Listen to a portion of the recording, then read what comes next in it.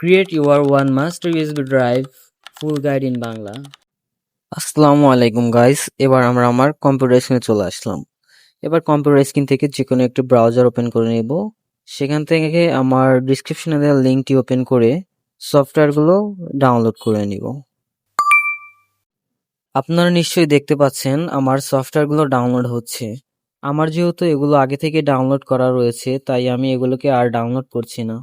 আপনারা অবশ্যই এগুলোকে সঠিকভাবে ডাউনলোড করে নেবেন এবং আপনারা চাইলে যে কোনো আইএসও ফাইল ডাউনলোড করে নিতে পারেন আপনার প্রয়োজন মতো, যেমন উইন্ডোজ 10, উইন্ডোজ 11। অবশ্যই আমার দেওয়া লিঙ্ক থেকে হাইরিন বুট আইএসও ফাইলটা ডাউনলোড করে নেবেন। এটা আনুমানিক 3 GB পরিমাণ ফাইলটা, তাই ডাউনলোড হতে কিছুটা সময় লাগবে। এটা সঠিকভাবে ডাউনলোড করার পরে আমরা আমাদের ডাউনলোড করা জিপ ফাইলগুলো এবার এক্সট্রাক্ট করে নেব। আমার যেহেতু আগে থেকে এগুলো ডাউনলোড করা এবং এক্সট্রাক্ট করা আছে, তাই এগুলো আমি আর আপনাদেরকে দেখাচ্ছি না। এক্সট্রাক্ট করার পরে আমরা সর্বপ্রথমে ভেন্টয় সফটওয়্যারটি ওপেন করে নিব। এরপর আমরা আমাদের ইউএসবিটি ইনসার্ট করে নিব আমাদের পিসিতে। ইনসার্ট করার পরে এখানে আমরা একটু রিফ্রেশ করব ভেন্টো অ্যাপ্লিকেশনের মধ্যে। রিফ্রেশ করার সাথে সাথে আমাদের পেনড্রাইভটি এখানে শো করবে। এরপর আমরা ইনস্টল বাটনে ক্লিক করব। এরপর কিছুটা সময় নেবে আপনাদের পিসির কনফিগারেশন অনুযায়ী। এখন আমরা কিছুক্ষণ অপেক্ষা করব।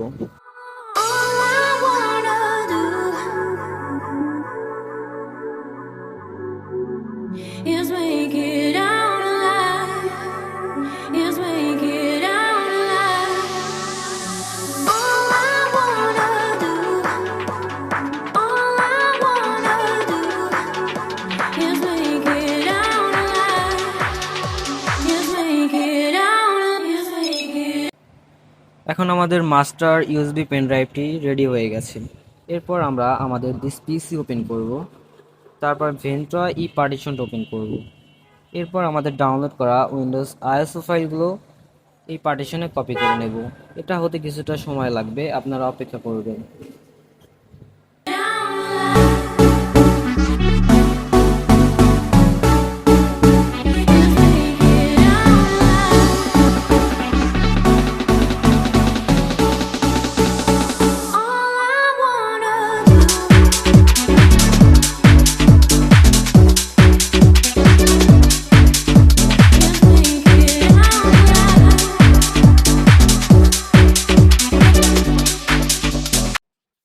দেখতে পাচ্ছেন আমাদের আইএসও ফাইলগুলো কপি হয়ে গেছে। আমি শুধুমাত্র একটি আইএসও ফাইল কপি দিয়েছি আপনাদের দেখানোর জন্য।